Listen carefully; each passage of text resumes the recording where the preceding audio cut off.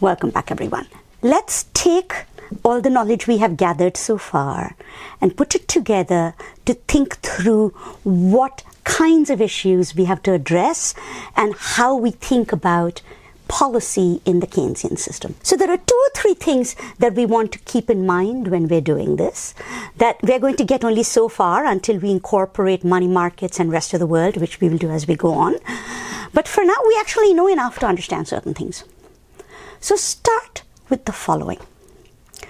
Keynesian policy argues for a proactive, counter-cyclical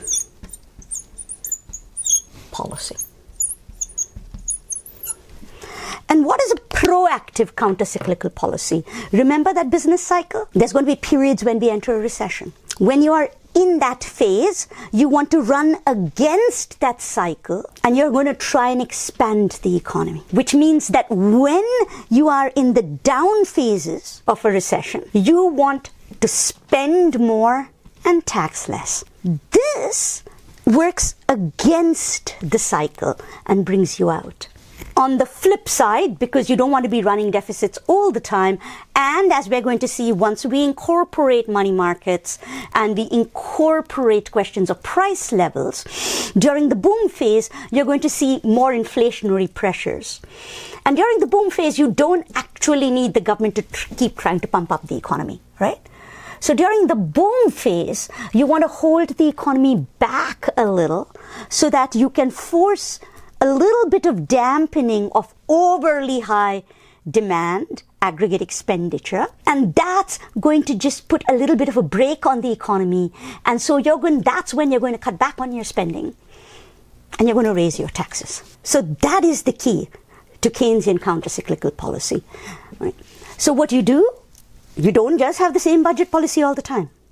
You pay a lot of attention to the GDP and you think about where is this economy, how is it operating, and based on that, you actually make proactive decisions that respond to the economic situation. A good economist never gives you a one-size-fits-all for all space and time. Budget is good, budget is bad, spending is good, spending is bad, taxes is good, taxes is bad. An economist is always going to ask you, what's the situation? Where am I in the business cycle? And how can I engage in counter-cyclical business policy? The difficulty is that when you think of how this works, and then you think of how budgetary policy operates, when times are bad, people kind of don't tend to be excited about having the government run a deficit because, lots of people don't really understand how this works. So they'll be like, why should the government borrow money and run deficits? I have hardly any money and the government is spending up the wazoo. That's not fair. Or they'll be, so the government is like, okay, you don't want me to run a deficit. Let me do balanced budget policy. Let me tax and spend. That'll be something.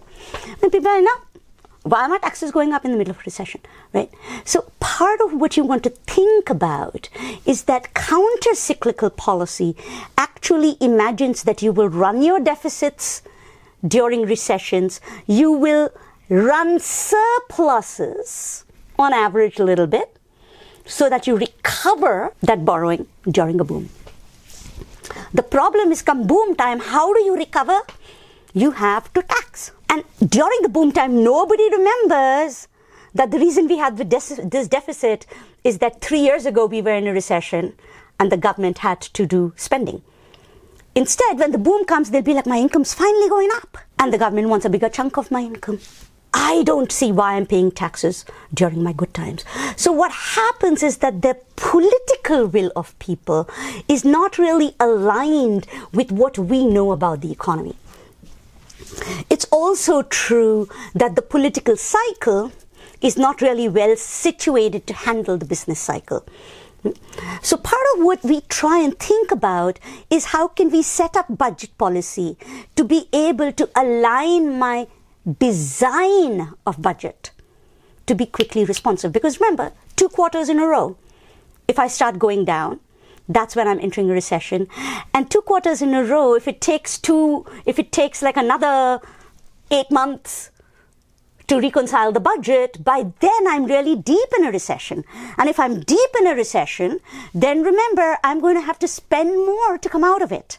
But if I can intervene early on, I don't have to spend as much, right? Because I'm not trying to drag the economy out through such a deep recession. So there are a few things that we call automatic stabilizers that are built into our systems. And these are things that people often don't understand why we do them. The first automatic stabilizer I want to talk to you about is unemployment compensation. There's some misunderstanding about how unemployment compensation works, partly because there's some misunderstanding about how people get counted as unemployed.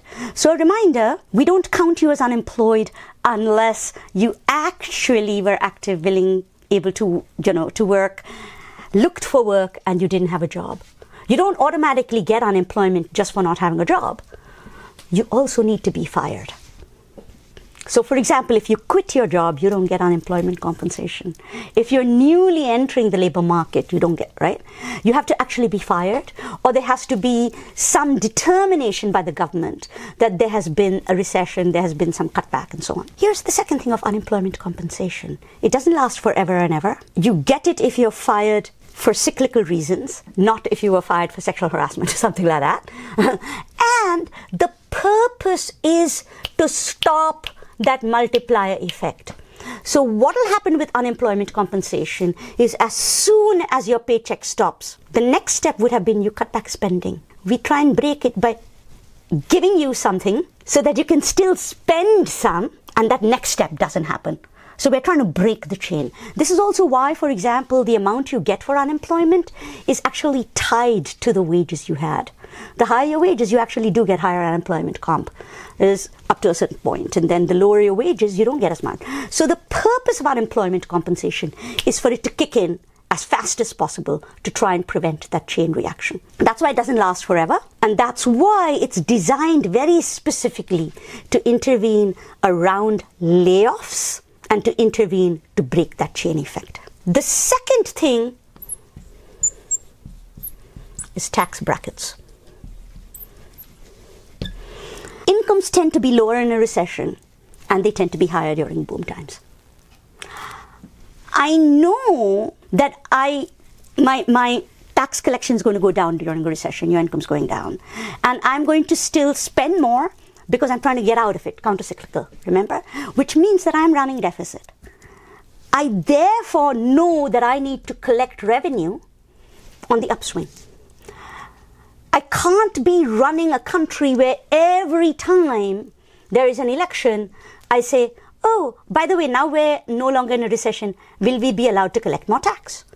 I need a way in which, as I pull out of that recession, my tax revenue needs to start building up, right? So tax brackets are a really good way to do this. What it means is when you've got low incomes and you're in lower tax brackets, your tax rate is lower. As you pull out and as people enter higher tax brackets, their tax rate needs to go up. The problem is people, when they reach higher tax bracket, or people who are already in higher tax brackets, tend to get very upset when they see their taxes going up. But if they didn't do that, you would have perennial deficits, which is, as we'll see with money markets, not actually. Some deficits are fine, actually, as we'll see, but some are not. So there's that.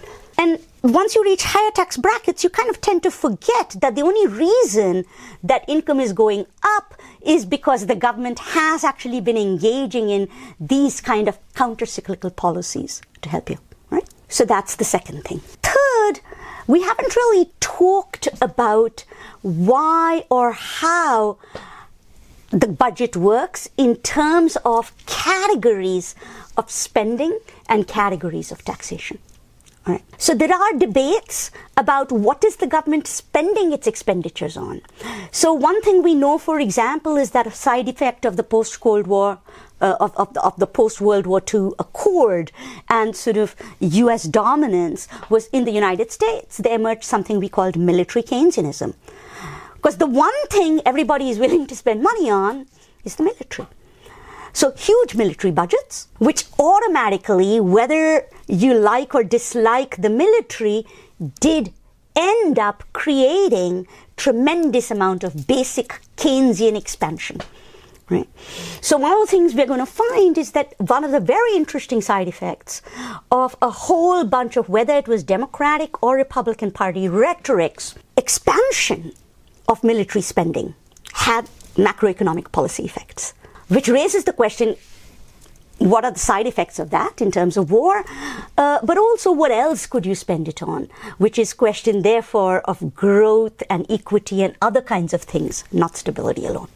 But this idea also then links issues of equity and spending to infrastructure in two ways. As I said, we've seen different countries with different kinds of budgets, and we've seen how their government expenditure, when put in different directions, for example, does it go into military Keynesianism? Does it go into human capital investment?